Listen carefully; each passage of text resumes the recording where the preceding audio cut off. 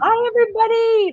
Welcome. Here we are. It's the September Parentis Literary Salon. We're back. The fall is started. Every kid is in school that can be in school. We're all freaking out because it's still coronavirus times, but hopefully everybody will be healthy and happy and we can move past this. But it is really fun to come to you live from our little studio here in New York City, where Christina and I have some really, really exciting things for you today. We are going to present our authors, which Christina will tell you about, and we are going to announce who the fellow is at the end of the broadcast. So that is also very, very exciting. We'll tell you the whole winners list, so you'll know. I am M.M. DeVoe. I am a writer and a mom, and I am the founder of Parentis. And Parentis is a 501c3 nonprofit where we help writers stay on creative track after they have a family. So we do meetups where we do accountability and people get writing and keep writing. And we also do a fellowship every year, which again, we're going to announce at the end of the show. And then we have these salons, which are once a month. They're always on the second Tuesday of the month. And they always feature amazing writers, all of whom have kids and who have written something. That is amazing. So we're just proving to you that it can actually be done so that after the show, you can go out and do it yourself. I also want to say hello to everybody who is tuning in for the recorded part of the recording, which is kind of like time travel talking. I'm speaking into the future for you to later hear me in your present, which is really random, but that's the kind of mood I'm in. Christina is now going to tell us about oh, wait, I want to see if anybody said where they are from. Let's see if anybody said where they're from. Hey, Loretta Shapiro, I haven't seen you in a long time. I'm so glad you say hi.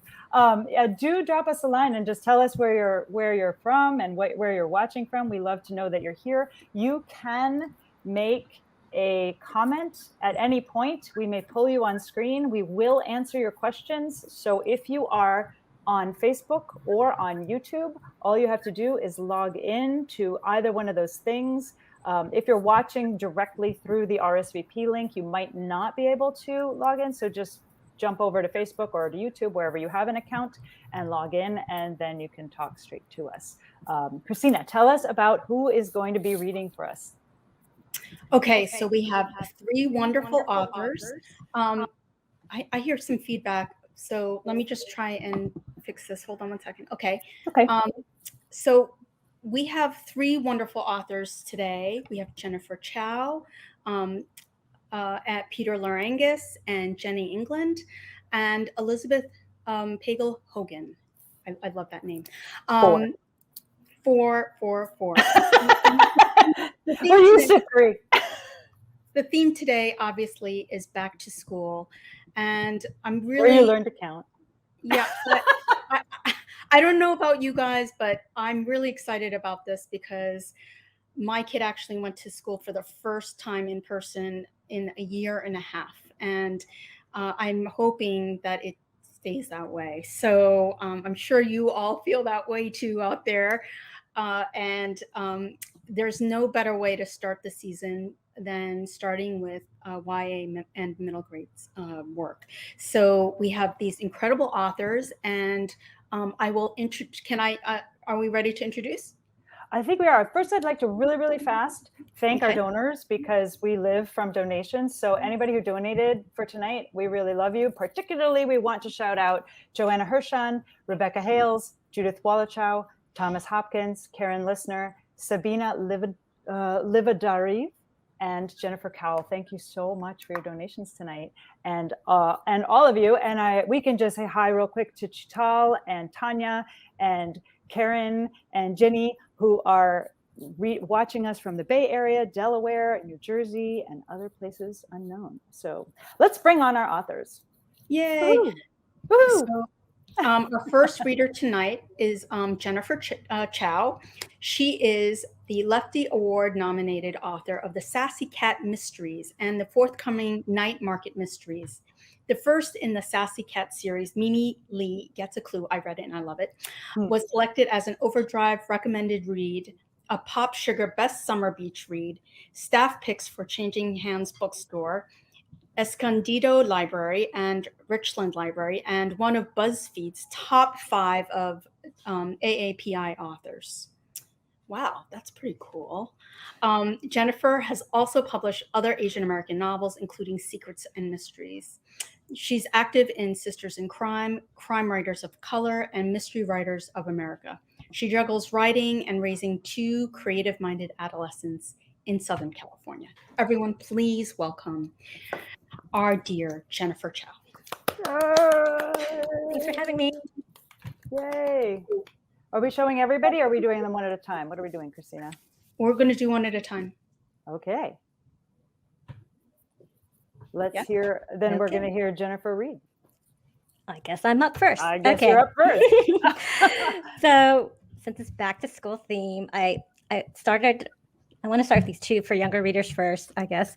So I actually do have a YA novel. It's called Dragonfly Dreams. It has a teen mom ghost protagonist. It's set in 1880s Central California. And it was actually in a Teen Vogue article for Asian-led books that deserve to be adapted into movies. And then I have this. This is more middle grade. It's an anthology, Brave New Girls, Tales of Heroines Who Hack. And the proceeds go to the Society of Women Engineers. And I have a short story in here called Moon Girl, which I'm going to read just like the first couple lines of, just for fun. So Moon Girl starts like this. My stylus floated away, but as the gravity simulator kicked on, I grabbed the pen again. I didn't have to turn on the backlight to see the e-sketch. Earthshine lit up the screen just fine. And this one's a neat anthology because there's artists that do illustrations with it. So here's the illustration that goes with it. And then finally, I am the creator of the Sassy Cat Mysteries, which you can see in the tagline. And that is a cozy mystery series that has a Los Angeles pet groomer, Mimi Lee, and her talking sassy cat, Marshmallow. These are actually adult mysteries, but because they are in the cozy genre, that means there's no sex, there's no violence, there's no swearing. And I actually have friends and neighbors who have given it to their kids in elementary school or middle school who enjoy them as well. So I'll be reading from Mimi Lee Reads Between the Lines, which is currently out. And it's the second book in the series. And basically, we'll just start at the beginning. This is from Mimi Lee's perspective. I took an Uber to see Alice because, let's face it, the countdown to Valentine's Day sucked for singles. I knew so from experience. Cupid had kept on missing the mark all throughout my last 25 birthdays until I bumped into Josh at my apartment complex's laundry room last fall. For tomorrow's February 14th outing, he'd planned a special surprise for us, and I couldn't wait to cuddle up with my favorite Los Angeles lawyer. But today will be about my younger single sister, Alice. I'd had to close up my pet grooming store early, and the Uber driver dropped me off around 4 at Roosevelt Elementary with its storybook red brick construction. Despite the conservative look, it still had the usual Californian exterior hallways with interconnected classrooms, the better to appreciate the good weather in the area. I saluted both the state flag and the Star-Spangled Banner, which waved at me from their respective steel poles as I marched up the stone steps into the school office. And then I'm going to pass a part where she meets up with her sister, Alice, in the school office. They said goodbye to the principal and headed to the staff parking lot. Once there, Alice said, "That's odd. Helen's car is still around." "Who's Helen?" I didn't remember my sister mentioning her before. "She's the newest member of the staff, and that's her car." Alice pointed to a white Prius C, unfortunately marked with bird droppings, a few paces away. A car woman after my own heart, I thought, though I'd opted for the larger size of the popular hybrid. Wait, is that the same teacher Principal Hallis kept on while threatening you with the pink slip last year? Alice closed her eyes for a moment. That's right. You're actually friends with her? I'm trying, but Helen's really reserved. No doubt my sister would be able to get chummy with someone aloof. Alice's temper was pure sunshine. She frowned. I thought she already left campus. I gestured to Alice's heavy bag. Maybe she's doing some paperwork in her classroom. As we crossed behind Helen's car, a poof of fluff caught my eye from below the undercarriage of the Prius C. I paused, but Alice kept on walking. I crouched down to peek underneath the car, but couldn't see anything in the shadows. Had I imagined an animal? Straightening back up, I noticed something else looked off. The vehicle was occupied, but the figure in the driver's seat was slouched in a weird position. Alice finally noticed that I wasn't beside her and turned around. Everything okay? Odd, I said, peering through the window. The driver's head lolled at an uncomfortable angle. My breath left me. My sister backtracked to my side and said, "What? Is something in there?" She moved around me and took a closer look.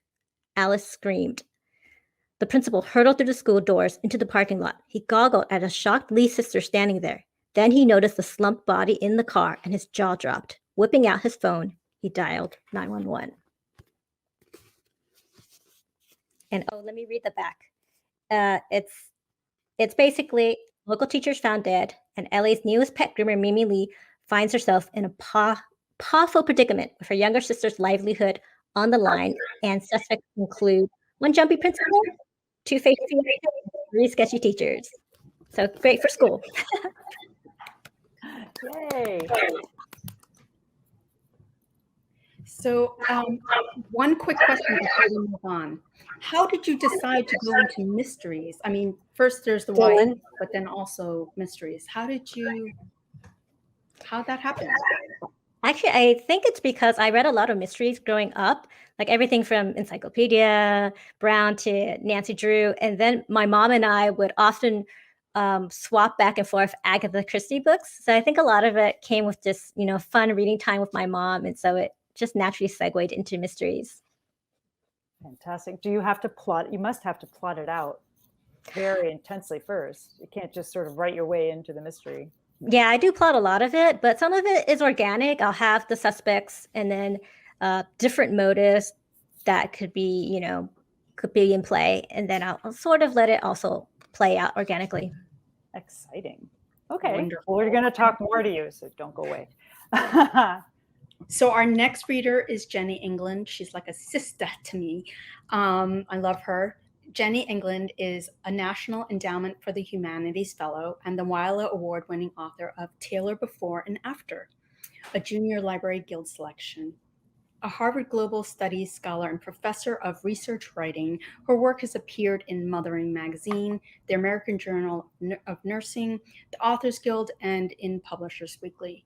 An alumna of the United States Institute for Peace and the Geneva Center for Security Policy in Media and Arts, she won the PNWA Fiction Prize for her short story, Bakersfield Baptism. Currently, she's an Oregon Fire Officer Academy instructor who claims to have learned more from her 3 kids than everything else combined. Everyone, please welcome Jennie Englund. Can you hear me okay? Wrong Jenny. Where's Jennie? Oh, there she is. Can you hear me? Yes. Okay. Yep. Hi, everyone. Jennifer, that was such a great reading. And I can think right off the top of my head, 5 little cuties that need that book. So I'll be asking you afterwards. I don't know about you all, we can talk about this later, but as an author, I'm just losing money. I'm paying to have this job. Thank you, Christina. Thanks for the intro. Do I just start reading right now? You can whenever you want. Okay, so I liked that Jennifer picked a part of the book that showed conflict. I think conflict is something kids of any age are interested in, even those little baby board books to the super complex mysteries. And I am going to read a piece about an internal conflict where my protagonist, who is 13, so a little bit older, this is the young adult or upper middle grade market, and this is Taylor Before and After. It's a tricky book. It's a hard book. This was my soul book, and kids who finish it and like it, I'm always so proud of them. But I'm reading this. Can you see where I'm reading? Toward the very, very end. And remember when we were 13 and we just started to kind of buck our parents' expectations or their thinking? Remember where we were kind of able to think our own thoughts? and go against and even argue with our parents about them. So I might bring us all back to that, because this is the first time when 13-year-old Taylor starts standing up to her dad. Sometimes parents aren't always right. This story takes place on Oahu. Dad said he had put in an application back on the mainland, and I asked him where on the mainland, and he told me New Mexico. And I asked him why there, and he said maybe it would be good for us all to dry out in the desert for a while. We already tried the desert, I told him. The desert didn't work. We just moved to Oregon. All of us? Mom too? I asked him, and he said, of course, Mom too. What about Eli? I asked. That's her brother. And Dad said he just didn't know what was going to happen to Eli, and he didn't know if he would even get the job, or if he did get the job, if he would take it. He's just thinking about it, he said. But we might just leave him here, I asked. We'd leave Eli here alone by himself. Why do I care about leaving Eli behind? He didn't care when he changed our lives. How much percent? I asked Dad. 100 or more like 10? Dad thought for a second. 30, he said. I watched him drive away along the monkey pods. Mom loved them so much. They were like giant umbrellas trying to protect us. Way down the hill, Honolulu stood up tall under the sun. It looked clean and quiet and calm from far away. If we move to the desert, we won't have monkey pods or hibiscus or plumeria. We won't have Waikiki or Sandy's or Sunset or Ala Moana. I'll get a new school like I begged for before, only now I don't know if I want that. And I'll never meet anyone like Henley.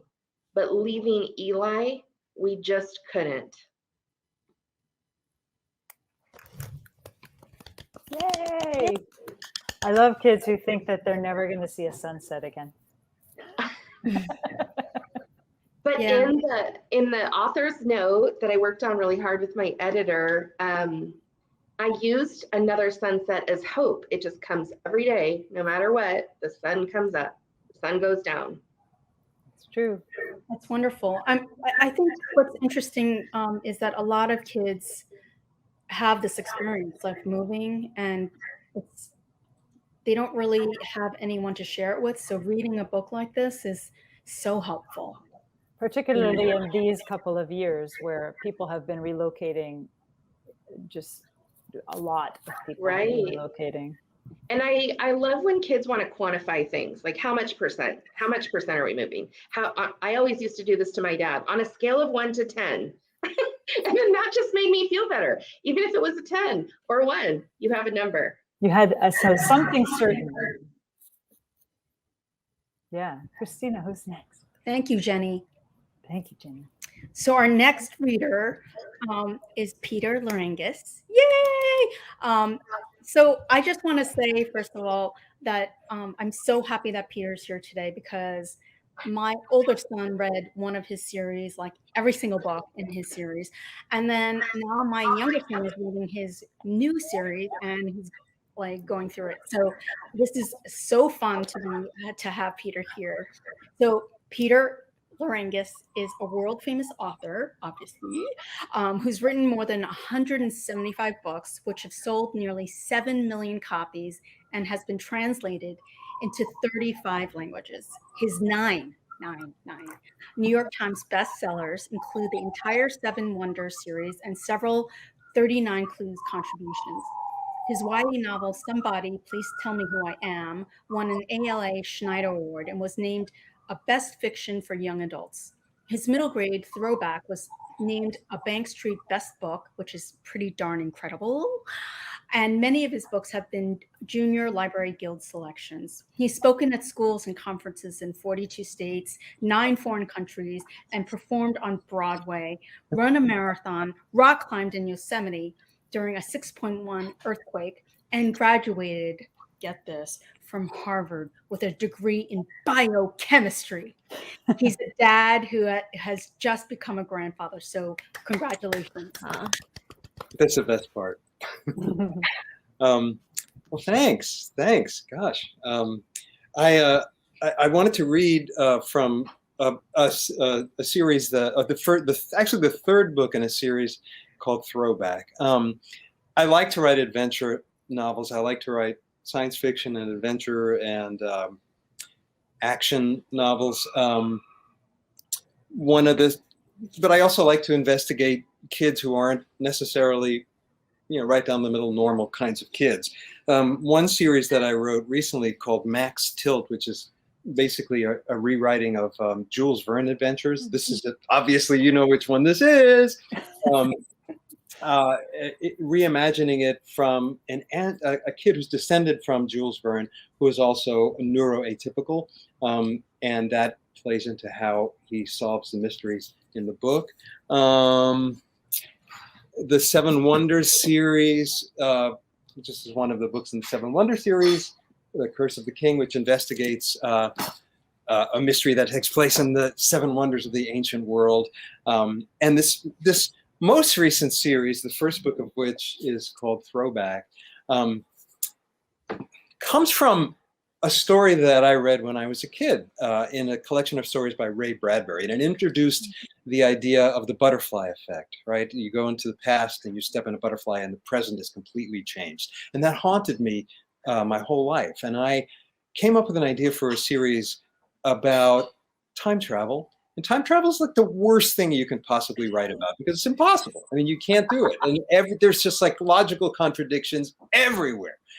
And I begin with the premise that there are people who can do it. But when you go into the past, you can't change anything because the past is the past. It happened, right? So even if you were to go into the past and say, John Wilkes Booth, stop right now, doesn't matter. You can't change anything. So there is a group of people who can travel into the past and have never been able to change anything. So they're basically like time tourists. And I thought, what if among these people, there is one kid who finds that he can change the past? What would he do? And in this case, Corey, who's 13 years old, inherits his ability to travel in time from his grandfather, to whom he's very close, his widowed grandfather.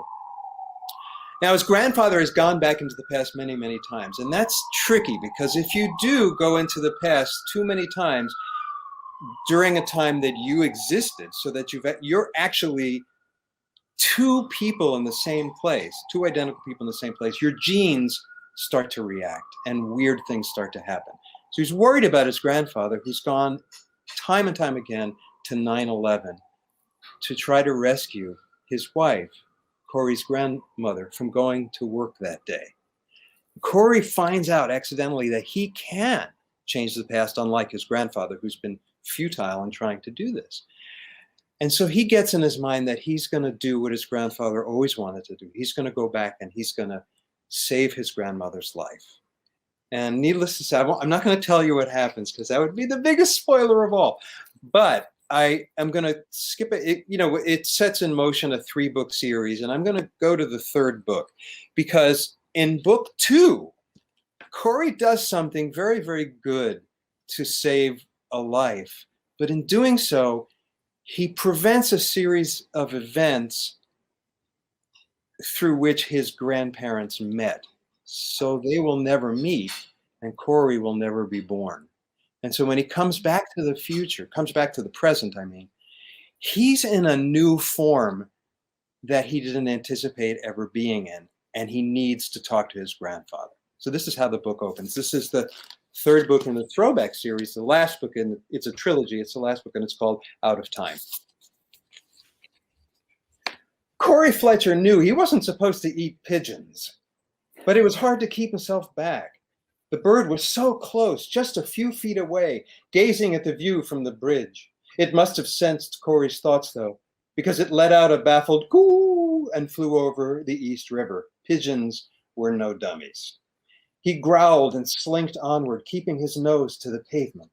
The wintry breeze ruffled the hairs on his back in rhythm with the passing cars. Someone had dropped a tin of chicken and rice on the pavement, even though it was covered with flies. It smelled yummy, but he resisted. At 3:30 a.m., traffic was sparse on the Queensboro Bridge. Behind Corey, the lights of Manhattan blazed so brightly you could almost hear them.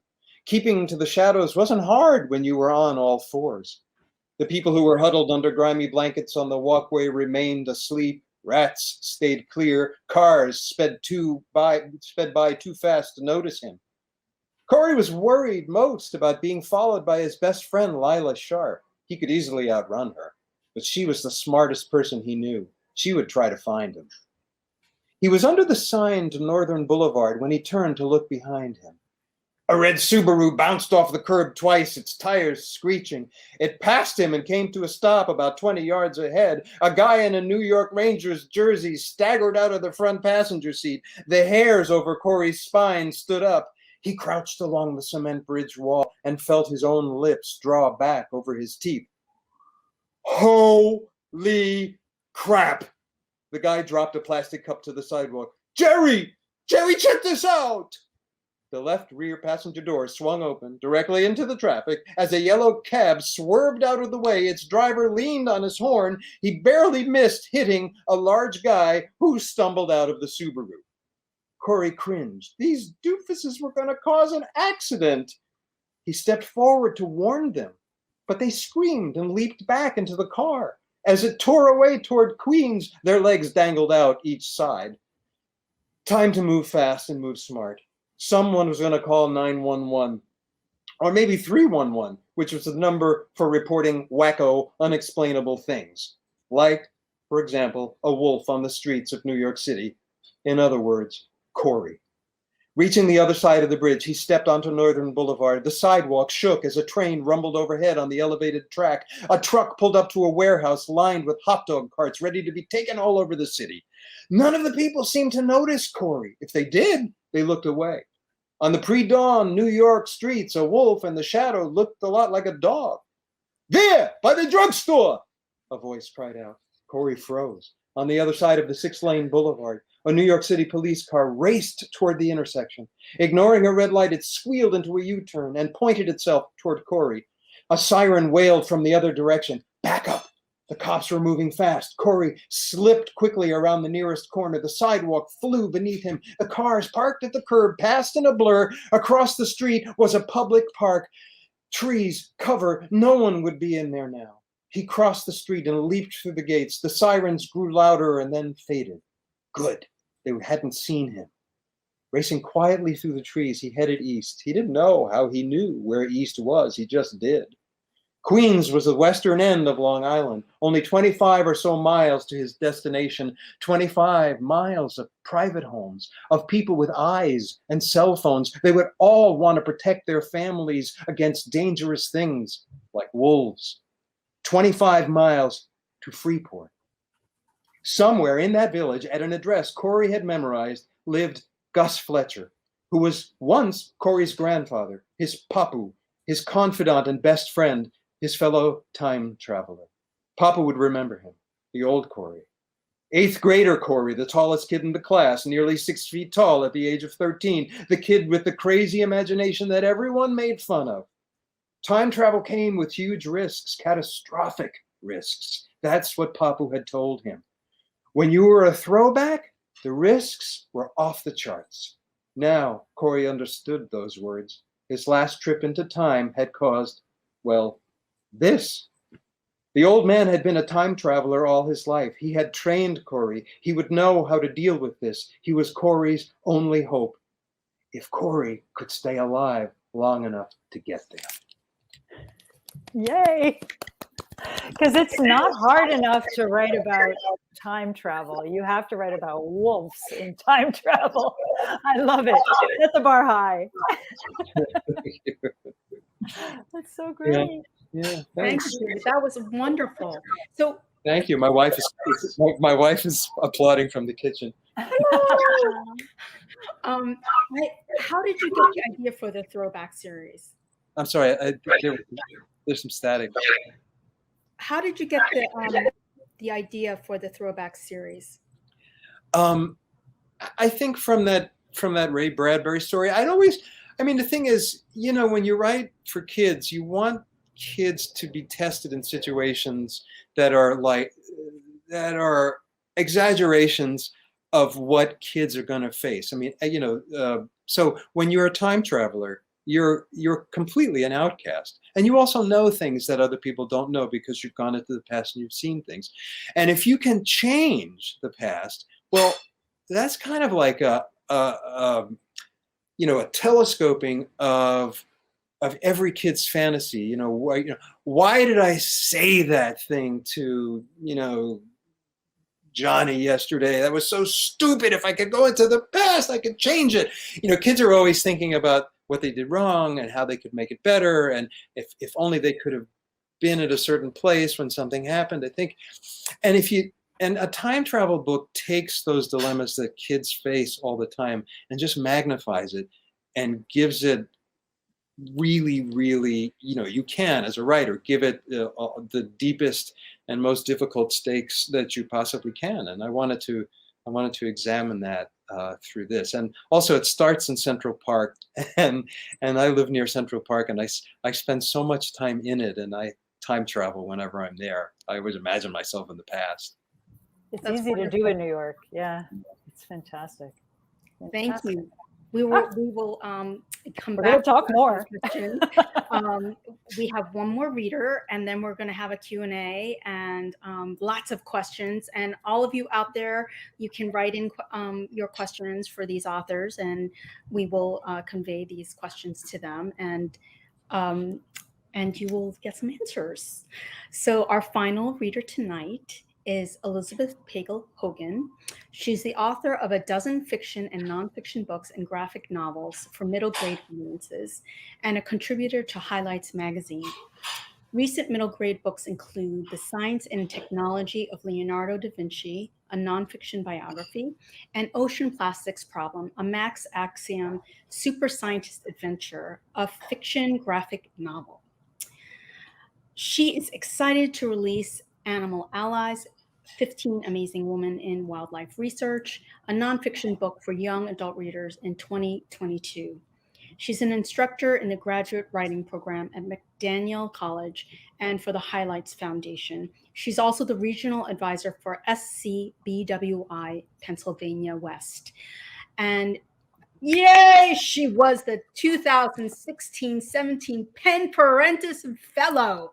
And she lives with her family and pet Schnoodle in Pittsburgh, Pennsylvania. Everyone, please, please, please welcome Elizabeth. Yay! Thank you. I'm so happy to see Em and Christina virtually again. And so tonight's my birthday, and Happy birthday! thank you. That's so cool! Yay! 5 years ago, it was my birthday when I came up to New York and met you both in person and had such a fabulous time. So it's perfect. So thank you. Everybody so much. buy her book for her birthday. Well, just thank you Pre-order it. Thank you for being here tonight. Thank you so much. It's wonderful. And unlike everyone else, I'm going to be reading nonfiction tonight, which is near and dear to my heart. And I grew up loving nonfiction. I loved reading biographies. I still have original copies of the nonfiction biographies that I read of Helen Keller and Marie Curie when I was a young reader. So to have the opportunity to write nonfiction for young readers it's just a dream come true. So I'm going to be reading the part from, I do virtual school visits right now.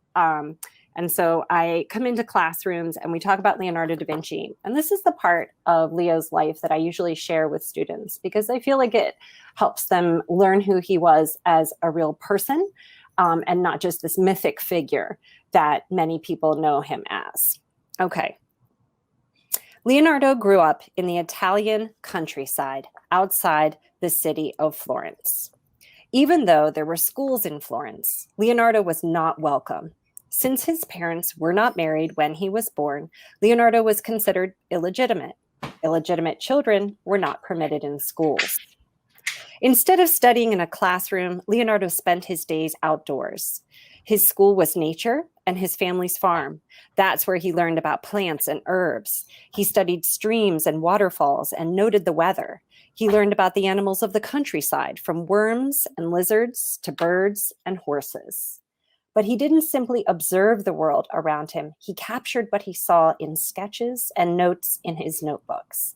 Even as a child, Leonardo drew what he saw in the land around his home. Stories say Leonardo carried a drawing pad with him everywhere. This might not seem unusual today, but in the 1400s, it was very rare for a child to have pencil and paper. Leonardo had access to pencils and paper because his father and grandfather were both notaries. A notary handled business contracts, wills, and legal documents. This meant there was paper and pencils around the house. His family noticed his artistic skill, and when Leonardo was 14 years old, his father got him a position as an apprentice with an artist in Florence. The artist was Andrea del Verrocchio. In Verrocchio's workshop, Leonardo's talent for art flourished. Here he learned how to create all kinds of products, such as paintings, sculptures, musical instruments, and more. He also learned how to make paint, clean brushes, transfer drawings, paint on wood, and carve stone. Leonardo worked hard and honed his skills. Soon he was allowed to finish paintings, a privilege reserved for the most experienced students. As Leonardo studied technique and grew more accomplished in his art, he loved combining ideas from his imagination with real elements from nature. One day, while Leonardo was still an apprentice, his father brought him a shield to paint for a local man from Vinci. Now, Leonardo wasn't going to paint just an ordinary shield. He was going to make something fantastic. Leonardo turned to nature for materials to make his creation. He collected parts of real animals and insects, including lizards, crickets, snakes, butterflies, and bats. Then he reassembled the body parts to create a horrifying imaginary creature. People often describe the creature as a dragon. As the story goes, when his father saw the terrifying beast, he jumped back in surprise. His father was impressed. His son's creation wasn't just a shield, it was a piece of art. He sold it for 100 ducats. That's about $15,000 today. Leonardo's dad got a different, plainer shield for the man from Vinci. Sadly, images of the dragon have not survived the passage of time. Yay! We want to know more. I want to know, how do you know that there was a dragon shield? Was it just written about? It was, I think, described in his notebooks is where the researchers got this information, like a story that he wrote about himself. So Wild. Yeah. So have you always been interested in art? Is that how you came on this topic? I was asked to write about Leo because of my science background, actually. So the publisher reached out to me and said, we need an author for a book about Leonardo da Vinci. You have a science background. Would you do it? And when someone asks you that, you say, yes. Definitely. I definitely want to hear about everybody's beginnings. Can we bring everybody and make them all equal size so that we can have a conversation? Yeah. So I am dying to know if you would just go through and talk about your beginnings in middle grade, because I know it's not YA, that's older than 6th, 7th, and 8th grade, and it's not children's books, so it's not like picture books. How did you get into middle grade? And maybe we can start with Elizabeth, since it's her birthday. I don't know how long I get to cash in on that birthday, but until midnight, right? Or midnight California time, since one of you is over in the West Coast. So I got my start writing middle grade for children's magazines, particularly in the Cricket magazine group and Highlights for Children. And based on those clips, then I reached out to educational publishers and offered my services. And so the first couple of middle grades that I got were work for hire contracts. And then I moved on to securing projects that, I'm writing now for royalties with advances and that sort of thing. And I have an agent, and I'm pursuing a couple of projects right now that are both fiction and nonfiction in the middle grade arena. So I started with magazine writing. I want to just really quick jump off of that, because earlier somebody had emailed me a question about agents, and is your agent specifically for middle grade, or is it a more broad, like children's middle grade and YA agent? Like, she represents all audiences, like writing for all audiences, but she specializes definitely in picture books herself. But the reason that we're excited to work together is because she really wants to move into the middle grade arena, and that's something we want to do together. Great. Jenny, how about you? How did you get into writing for middle grade, and did you start with a different grade and move differently, or how did that work? Yeah, I started in young adult and found out that the young adult that I was writing would be better suited for an upper middle grade audience. So I took Taylor Before and After, that was originally written for, maybe 15, 16, 17s, and not lowered it, but tweaked it so that it would happen to an 8th grade girl. But 8th grade, because I've taught middle school and I've had 3 middle schoolers, 8th grade is really a bird of its own. So middle grade counts as 3rd through 8th grade. And that is just so crazy to me, right, Elizabeth? It's huge. And then I think YA shrinks down, but we don't think of little board books. That would be giving little, baby books from 1 to 5. And those aren't the same kind of books. We move into picture books. We move into more rhyme. So it's a tricky, it's a new market. It's coming. It's upper middle grade or young adult. I love it. But it's a pretty niche-y market, but there are gazillions of upper middle graders out there. So, and then I've written some adult short stories. So I'm sci-fi, I'm all over the place. So if anybody has something, I'll try it. I love it. Peter, how did you get into this realm of the middle? I think because it's just the one that I just pretty much got stalled at this age. I still think like a middle grader. You're still finding bugs under rocks. Yeah. I mean, packing a backpack to go in the backyard. Yeah, and my kids don't laugh at my jokes anymore, and and they say, "Dad, you're a middle grade writer," but I started, when I started, I started a long time ago, and I kind of did everything. I got into writing through copy editing. I used to be a copy editor, and I got into copy editing because I'd been a musical theater actor, and that's what I did between acting jobs.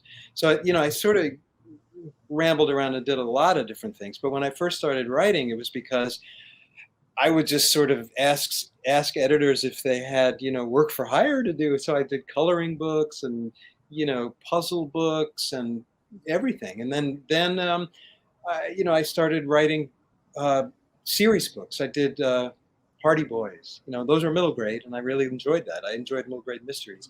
And then someone asked me to write a book in a series called Sweet Valley Twins, and that was kind of completely right. I know that was completely out of my league, but I was, you say yes to everything. Can you write a book about horses? Sure. I mean, I didn't know a fetlock from a hoof, and then eventually I started writing. I wrote like 43 Babysitters Club books as a ghostwriter. It's just, and I didn't think I'd be any good at it, but Scholastic called me. I was so petrified that I'd be bad at it that I said, let me do a sample first, which I'd never liked to do. But, they liked it. And I kind of overcompensated for the fact that I was never a 13-year-old girl by just laying on a lot of humor. And they liked that a lot. So I learned a lot. And, being an actor was a help, right? Because when you're an actor, you're interpreting and you're allowing, you're in a play and they say you have to play whatever, an animal, someone, you say yes. And so you learn how to adopt and adapt. And so I just found that my niche, the thing that I really enjoyed the most was middle grade. But when I started, it was so long ago that, those divisions, middle grade, YA, they were really different. I mean, the books that were YA back then would be what we would consider middle grade now.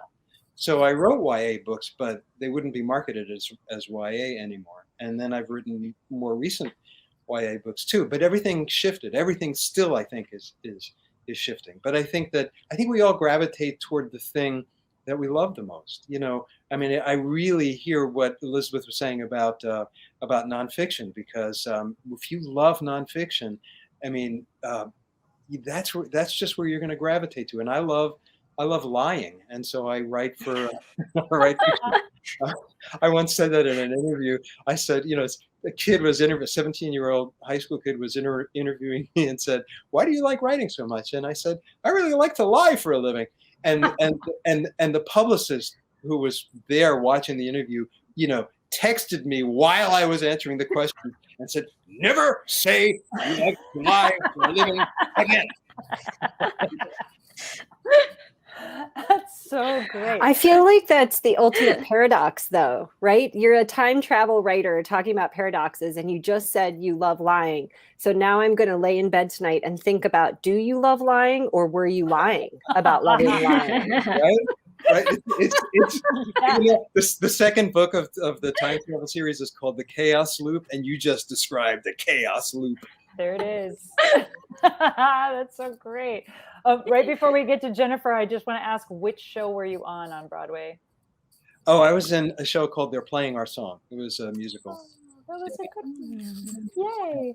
Yay. Okay, Jennifer, how did you get into this, the writing, and how specifically did you get into the middle grade?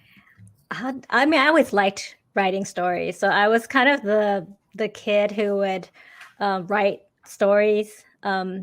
Was Sassy Cat a character from your childhood? Sassy Cat was not a character, but I read a lot of Garfield comics, and I think that sort of translated into the Sassy Cat series. So we would actually, so my brother and I growing up, we would fight over the comics section, and I actually learned to read upside down because, we had a time sharing. Yeah, and of course, he'd always grab it first, so I'd have to read the comics upside down. So that sort of inspired some of the Sassy Cat. But I always liked creating stories. So maybe mine's not lying, but liking to create imaginary worlds. And so, yeah, I really enjoyed the writing.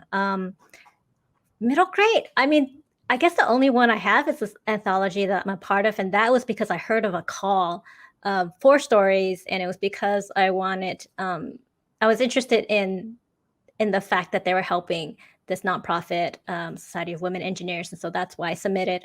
But the YA I did because I like that journey, the journey of just growing. And it's like a time of understanding things and exploring first and just being able to mature. So I like that aspect. But I think also because I did YA, I kind of also moved into the cozy mystery genre just because it has sort of similar elements of, that it's not like as gritty as some other mystery genres. And so I think that was sort of also like a natural bent, plus the fact that I have read a lot of, mysteries growing up as well. It must be nice to write things that are kind like that. Like, I think of middle grade books. I mean, they go dark, but they always come out okay. Like almost always, right? Well, am I wrong? Did it change? No, that's considered a hallmark of the middle grade genre, at least in the industry that I hear, is that the books don't have to always have a happy ending, but they need to have some kind of hope at the end. So. And tell us what the initials stand for, that your long initial thing that you're the president of. The long initial thing. That's great. I'm just a regional advisor. And it's called the Society of Children's Books Writers and Illustrators. It's a worldwide professional organization for writers and illustrators who focus on writing for children. But of course, we consider that 0 through 18. So, we welcome, and young at heart too. What region are you? I'm Western Pennsylvania. Western Pennsylvania. Yeah. So What I love about SCBWI is you don't have to be a published writer to join it. You can be a writer who's working on publishing or writing who's just crafting. But it's a huge organization of writers at every single level, even if you're just thinking about writing. Give me those initials again so that I can put them in the chat for people to write it down. What is it? Right. S? C, Yeah. C, Yeah. B, W, I, or I guess. I could have done that. But it's .org. It is a .org. Yeah, we're a nonprofit. And I'll put in another plug. It's amazing. And the conferences, like there are conferences and seminars in all the different regions. And they're reasonable and really top-notch editors and agents and writers attend them and generally are really, really open. Everybody wants everyone to succeed. It's an amazing, I'm just seconding what you already said. It's an amazing organization. So it's for children's book writers, for readers from 0 to 18. Did I get that right? And illustrators. So our name includes illustrators, and that's a big part of it. It's a major conference every year, correct? And then, There's so two. that's a way that you might get connected to an illustrator if you don't know any. Right. Well, Right? and in the children's draw world, yourself. if you're traditionally publishing in the children's world, typically your editor or the art director would select an illustrator for your work, unless you are submitting yourself as an author illustrator. But for someone like me who loves to doodle and do art as an escape or a means to focus, I would not submit myself as an illustrator. My manuscript's going out on sub, just text only. And then when it's acquired, the publisher will choose an illustrator who they think will work for the project. How do you mark that on a manuscript? Like, this is where the picture goes? No, you don't. Like, do you like not do that at all, and you just give them pages and you don't? Sometimes you don't even do pages. Right now with my agent, I am paginating, and I do have a couple of art notes in there. And you would indicate anything in the art notes that's essential to the story that can't be conveyed through text. For instance, if a piece of art is contradicting something that's happening in the text in order to make it funny. Right. You would give a little indication of that. But the general guidance is writers write, illustrators give them the freedom to illustrate. And a lot of times there isn't really a connection between the two. That's very cool. And it's so true. Boy, illustrators can really grab your book and just, it's amazing what they could do. I wrote that nonfiction book, and the illustrator took the ampersand from Book and Baby. I wrote this book for writers who have kids to like teach them how to be writers and stay writers. And I just used everybody who's ever been on Parentis is like in the book. Anyway, but it's called Book and Baby with an ampersand, and the illustrator took the ampersand and just put it in all the illustrations and used the alphabet, like alphanumerically, like hidden in illustrations of like a pacifier. There's like all these letters and wow. So I want to buy all the art. Like, it's so cool. Yeah. Anyway, sorry, distraction. But I think it's surprising how much of a team goes into even a middle grade or a YA book. And I love all your covers. Like, you guys are holding up the book and it's like, oh, that looks so good. Like, the cover art is one thing, the design team, then there's the back.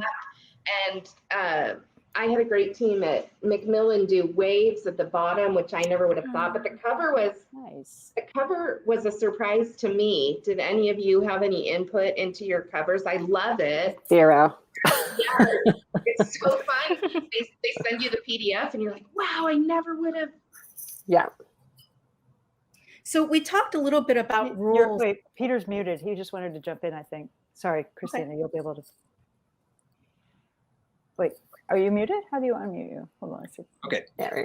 No, I just want to, Jenny, that you were asking about input on covers, and generally I'm not a visual person, and I'm really, really happy to let the publisher deal with the covers. And they're, and I'm usually happy with them, but sometimes not. And I found that, they do send like, not final, but not quite final proofs of the covers, and they will let me do some things. I don't really trust myself enough to want to, but for instance, in this book, Throwback, the original art had the boy much smaller than that. And I love the image and the danger of it. And I thought, if I'm a kid and I'm at a store and, and I want, and something's going to catch my eye that I really like, I thought that the kid needed to be bigger. So my only contribution was, he should be bigger. And then they sent me another one and I said, I think he should still be bigger. And then they sent this, and that was that. But it's very Hitchcock. Oh yeah. It's a little bit of Harold Lloyd. It's but nobody knows who that is anymore. But I will also second the thing that Jenny said about a team, because you do get the people who work on the type, the type font and the typesetting are different than the people who work on the cover, and they're different than the usually staff person who works on the interior art, and they're different from the editorial staff, and that's completely different from the sales staff, which is different than the marketing and different than the PR. So you've got all these different divisions, and one of the things that's both glorious and tricky about publishing these days is when you self-publish, and a lot of people have had success doing that. But when you do that, you are taking on all of those teams. You're not just a writer. You are basically becoming your own publishing company. So you have to keep in mind that when you do that, you're doing all those things, which basically means, that if you have those skills, great. But if you don't, and you probably don't have all of them, then you do need to know that you have to allot funds to hire people who will do freelance for you, right? So that's absolutely true. It's the only absolutely true. Christina, you were going to say something, and I interrupted you. And Elizabeth has her hand raised. I do. Yeah, sorry.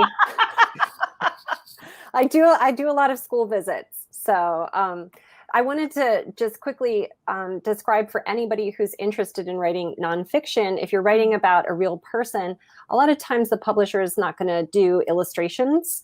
They're going to look for photographs or existing images that they can use in the book. If you're writer only and you're producing a book, like Jenny's books, Peter's books, Jennifer's books, there's going to be probably an artist creating illustrations. But part of my job and part of my contract was to locate images that the publisher could use for free. You had to get the rights? Wow. I had to find rights-free, basically images that could be used without any royalties. Luckily, a lot of Leonardo da Vinci stuff is in the, what's it called? The common something. I can't remember what it's called. But it was stuff that's out there for public use. Public domain, kind of. Public domain. Thank you so much. Thank you so much.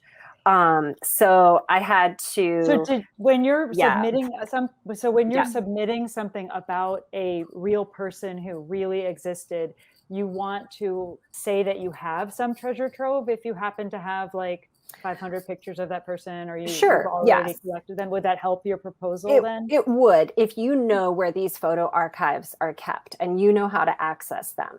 You would put that in a proposal. For instance, I'm proposing, it's a historical fiction graphic novel. It's historical fiction because I have to invent some dialogue, but it's really based, it's heavily researched. I've got tons of primary sources and I know where all the photos are from all the archives.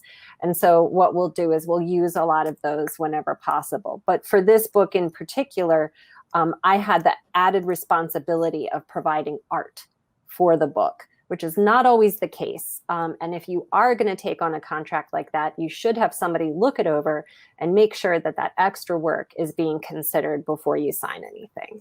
That's so helpful. Christina. Okay, so I have two questions. The first question is, you mentioned that there's certain rules that are, some of them are unspoken about YA middle grade. Is the protagonist, for instance, always a young person when you're writing YA or middle grade?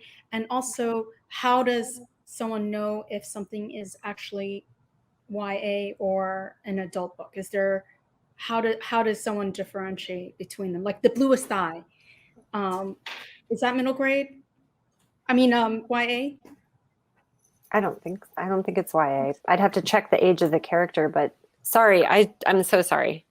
You're allowed to talk. You're on the panel.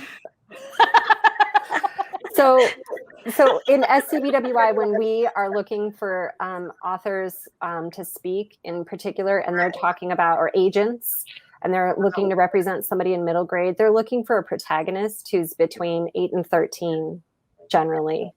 And if you don't have a child main character, it better be for a really good reason. 13 plus in my experience is what's considered YA. Christina, I think that's a really good question though, because in a lot of high schools, Toni Morrison's Beloved is read. And I just read The Bluest Eye a few years ago and thought, why is this not in high school? So that's a really good question. It's because the teachers are teaching what they learned in college. Mm-hmm. It's too bad though, because The Bluest Eye it would have meant so much more to my kids than Beloved. They just didn't get how the story's going along, and then they drive off to nowhere in the end. They didn't get it. No spoilers for the adults who haven't read this book and need to read this book. But Jennifer, we haven't heard from you at all. So can you talk to us? Because I think, isn't your book, your books are you said there was some. Right. They're technically adult. They're technically adult books. And they have, I mean, their main character for the Sassy Cat, she's, 25. So they're actually called a millennial cozy is the term that people have been using. So the younger protagonists with a basic whodunit plot, right? So I think mine are definitely adult. I would say though, for the YA that I did, the protagonist was 17, so it was sort of like on the cusp, and it had a lot to do with marketing and whether we wanted to market it as an adult or as young adult, and then also like what was her journey and then what were her relationships like with her family to figure out what category to put it in.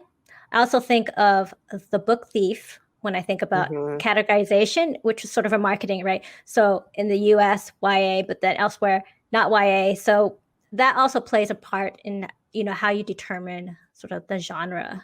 And there isn't a really YA genre either sometimes. Like a lot of stuff gets thrown into young adult, but it's not like a genre in itself. It's not like, a thriller or, it's like just an age category. They can have subgenres in. Actually, I've been seeing a lot of subgenres being put into like in the bookshelves when they're categorizing. There are so many YA books. But does anybody know when YA started to be marketed as YA? Peter, maybe you know. Do you know? Yeah, I mean, it's like been, when did they start actively seeking YA as its own thing that was really real? Because I also remember sort of like, oh, Hardy Boys, Nancy Drew, like, and then all of a sudden you were reading like adult, you were reading whatever. You're in 5th grade and somebody brings you The Shining and you're like, yes, it's Children in the Attic. Yeah, I mean, it's interesting that, I mean, if you notice, if you sort of read a lot of articles in the mainstream press, the New York Times, as opposed to more specific things, people are still confused. People use the term YA to mean middle grade. I mean, they say, well, young adults today, and they're talking about Flat Stanley, or they're talking about Percy Jackson, or they're talking about real YA. It all gets lumped together because I think at one point it was, a long time ago. In the 70s and 80s and 90s, when chain bookstores started to gobble up all the independent bookstores because there was an economy of scale to sell books that way, they started balkanizing a little bit. But YA, right up into the late 90s, YA was always kind of like older middle grade, and it always got kind of shunted over to like the shelves underneath the bookcase, underneath the staircase and stuff like that. Until I think the late 90s and early 2000s, when all of a sudden, there was a market. you know, and that has a lot to do with it. It's just readers love the books, and they were really great writers who write beautifully about topics that nobody thought could have been or should have been written about before. And all of a sudden the market is created in that, and the stores, you know, dedicate more and better shelf space to them.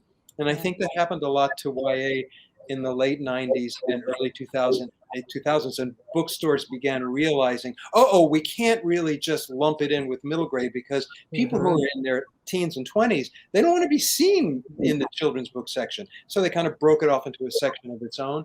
And a lot of that stuff happens, and it kind of feeds on itself, and more people go into bookstores, and more the audience grows, and you know, it just evolves that way. It evolves as kind of a symbiosis between talent and stories that need to be told, and audiences that are hungry for those stories, and marketing, and it all just mushrooms together. Definitely. So one thing that you all have in common is that you all have kids. Now, are your kids early readers? Are they, you're not allowed to read this until it's published? Do they affect your writing? Talk a little bit about how the interaction between your kids, do they even read your work? Yeah, are they like, I'm not touching this, get out of here, I already have too much reading to do, I hate to read? Let's go with Jennifer first. I need to hear more from you. I'm that teacher. Let's see, they've read some of my work, but not all of my work. So it kind of, I think it depends on what it is. They're giving me looks right now. But so one of mine has read like the first Sassy Cat mystery, you know. But you know, it just kind of depends. But some of the other ones are like a little more thematically. I feel like there's some things there that I would really have to discuss with them. So those I kind of keep an eye on. Yes, complicated. More like YA issues. Yeah, sure. Wonderful. What about you, Peter? Your kids read your stuff? Your grandkids not old enough yet, but yeah, no. When you know, when my older son used to like to read everything. He was a voracious reader, and I used to give him my manuscripts back when we used to print out manuscripts. I would give him you know, like a big stack of things, and I'd say, yeah, what do you think? And he'd start reading it. But the problem was, I knew that I had something really funny on, you know, page 1 or page 2, and I'd be pacing outside his room, and he wouldn't be laughing. And I'd be like, oh my God, was that really like stupid? You know what? And, you know, and I got so anxious. And then all of a sudden I'd hear him laugh, and I'd open the door and I'd say, what did you just read? And after a while, he'd be like, Dad, shut the door, I'm reading. It was just too nerve-wracking. So I stopped doing it until the books were published. Now, you know, now my kids are 34 and 31, 33 and 30. And they, and sometimes they still read what I write, which is really nice. Not that often, but sometimes. And they give me feedback as a grown-up. And my older son has helped me write a couple of books too. Oh, he's a writer. Yeah. He writes as well on his own. Not primarily, but he's very good at it. Yeah. Nice. Yeah. That's wonderful. Exciting. Jenny, what about you? Well, sometimes I read my kids something. One of my 3, I can print the whole thing off and give it to her, and she'll go through the whole thing in 2 days. And most of the feedback she gives me is, she would never say that. He would never do that. So Peter's nodding. It's a not doing. But really, they contribute in stories, or in information, or in the music that they're listening to, and the conversations that we have, or the stuff they say about their friends. So I think 2 weeks ago, I sent my 20-year-old son, who is a grocery store manager, a little screenshot of just one split second of the NBA 2K. I think, like, you know, there's like 20 of them. I don't remember which one it was. One screenshot, and I just needed the name of the one guy's jersey. Oh, that's awesome. But he told, because I can't find it, and you try to find that, and you're just on an NBA, you know, rabbit hole. He writes to me, that was the most amazing shot. That was blah, blah, blah. Gave it to the inside, and he knew the whole thing. And that's From the photo. That's awesome. from the photo. So I kept it. So I have this photo. I'll Twitter it. I'll Super. Twitter it. There you go. Tweet it. I'll tweet it tomorrow. Writer. I believe the term is tweet. What the young folks say.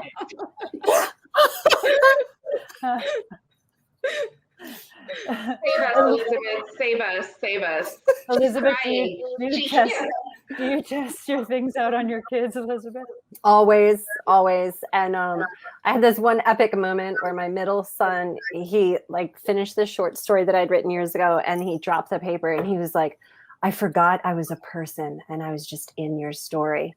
And I was like, oh my God, I'm amazing. You know, I was like, this is amazing. And then later he read another story and he tossed the papers on my desk and he said, that one word probably ruined the entire story. Walks out of the office. I was like, okay, I guess I'll delete it. Okay, then. The editor to be. I mean, we go to these writing, seminars and everything, and they tell you don't let your family read your work because they are too nice. And I'm like, what is that like? What is it like to have a nice family who like is like, oh, good job. I don't live that. Okay. So, yeah. Oh So I have one more question before it gets too late, because I know Milda's going to be like, oh, Yeah, I we was need to gonna say, wrap up. like, this is And gonna be. I can't wrap up until I ask you this. So when I was a kid, I read a book called The Pig Man, and it was by this guy named Paul Zindel.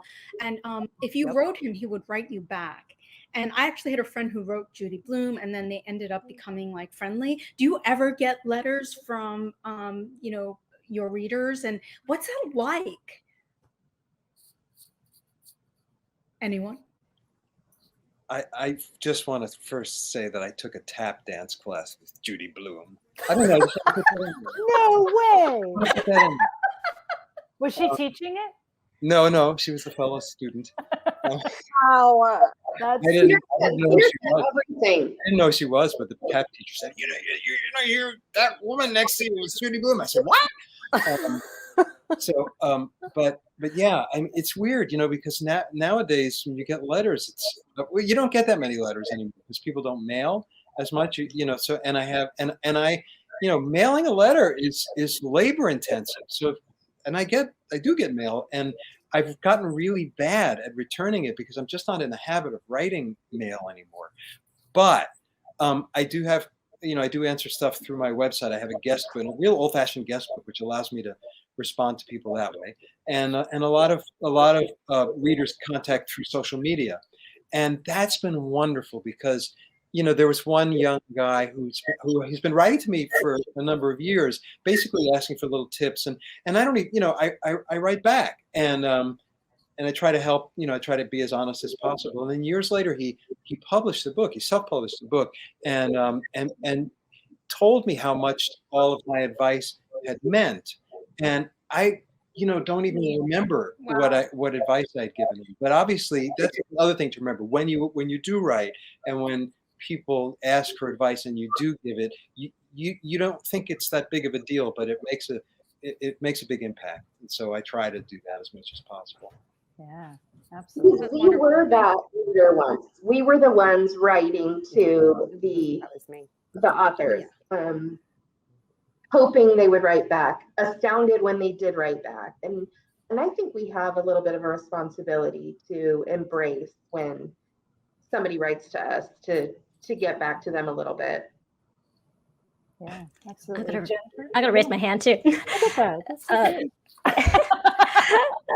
I know that this is kind of the other side, but I know that when we're going through the pandemic and Mo Willems was doing all those videos for kids, he was saying that he would go through his notes and he would actually write back to kids who were writing to him. And I kind of feel the same way for any reader that reads my work. And it's more like email or social media. I'm flattered when someone said, "Oh, I want to put this in the school library." So that's definitely, makes you feel proud of your work. And then I think what's been fun is I've only done a couple of school events, and it's really sweet when the kids respond to that. And I did an event, and then I think the teacher gathered all the thank you notes, handwritten thank you notes. And so, I was really surprised and flattered by that. That's so lovely. Anybody else have a last? Okay, let's go real quick, and then I have to announce this fellowship. So our last word from the, you know what? I'm going to do the fellowship first, and then we're going to have the last word. So start thinking of the one thing that you would tell people if they wanted to write what you write. What is your one piece of advice that you would give them? And in the meantime, I am going to be announcing some fellowships. So our writing fellows have always been incredibly dedicated writers. And tonight you met Elizabeth, and today we had two other, today we actually had two other big wins from other former fellows. Jessica Kersey Hines had an essay published today in the New York Times Metropolitan Diary. Yeah, that's pretty awesome. And Frank Haberly, we are super proud of him. He just launched his very first novel today. It's called Shufflers, and you can get it from Flexible Press in Minneapolis. And we are just super, he has 4 kids, and he is such a nice guy, and we're just so proud of him. And our current fellow, Dawn Ryan, is one of those heroic people who have guided our kids through the hardest year that we have had almost ever. And she is a middle school teacher in a New York City public school, and has even so spent all year working hard on a novel, and she is almost finished. Her reign as our fellow continues through November 2021, and we expect great things from her. But now, this year's winners. So we had a magnificent turnout this year of absolutely incredible writing. The job of selecting one fellow was very hard to do. It was a hard choice for our judges, but the choice has been made. And this year we are awarding, we'll start with 4 honorable mentions in no particular order. So the story is called Love Warmed Over by Susanna Martinez Condi of Brooklyn, New York.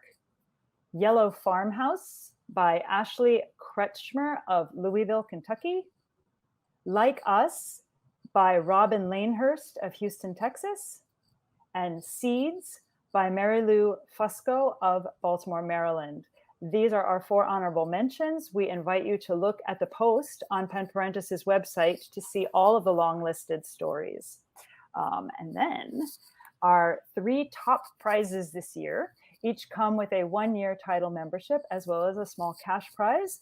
The title membership will begin in November of 2021 and will last until November of 2022. A title membership at Parentis includes unlimited salons like this one and the opportunity to participate in our weekly accountability group meetups online. These are open to any writer, so anybody who's watching you can join. You have to be a parent, you have to have a writing project in mind, and you have to be a subscribing donor to Parentis, which starts at $10 a month. I think that most of us can get lattes that are more expensive than that. So third place with a $100 award and a 1-year title membership goes to the story Half-Life by Laura Henneman of Severn, Maryland, who's a mother of 2. This story is a haunting, realistic fiction about living with the collateral damage of gunplay. All of these stories were 550 words or less, and this story was just, the first sentence continues to resonate. It's amazing. Second place, with a $250 prize and a 1-year title membership, goes to Hive Mind by Melissa Bowers of Gilroy, California, who is also the mother of 2.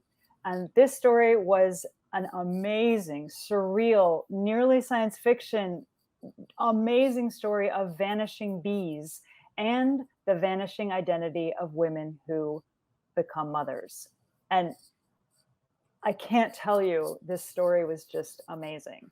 However, the best story and the winner of the 2021-2022 Writing Fellowship for New Parents with the prize of $1,000, a 1-year membership, mentorship, publication in Dreamers Writing Magazine, which is a gorgeous Canadian magazine that publishes the winner both online and in print, and a public reading of this fantastic story. You can come back in November and hear it at November's salon. You're all invited. Please come.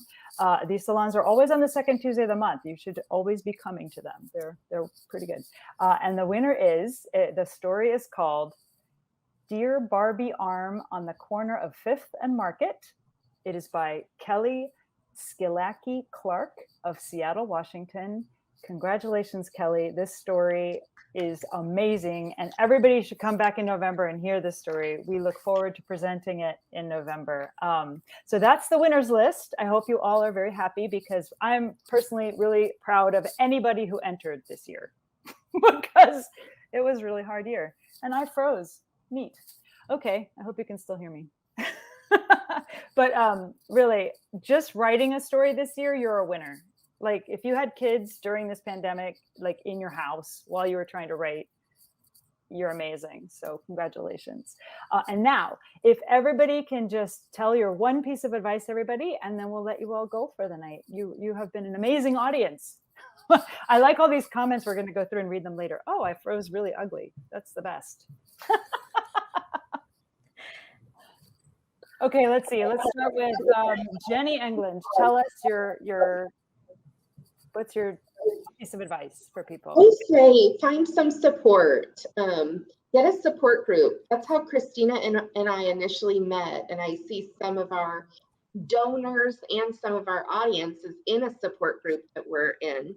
That's a secret thing. It's not that secret. But find a writing group, a writing partner.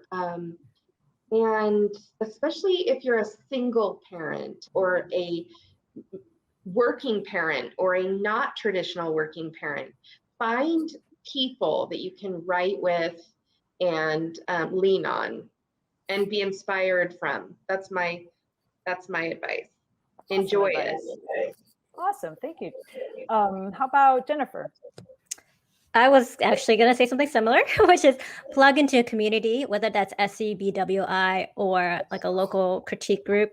And I'll add one more, since I want to be, add to the Jennie's wealth of knowledge, which is set your goals for long term. So one advice that I've heard is, do it not for like every year, but like say every like Olympic time. So I guess 4 years or 5. And then so that way, you have a bigger picture of how you're doing. Amazing. Good. Peter.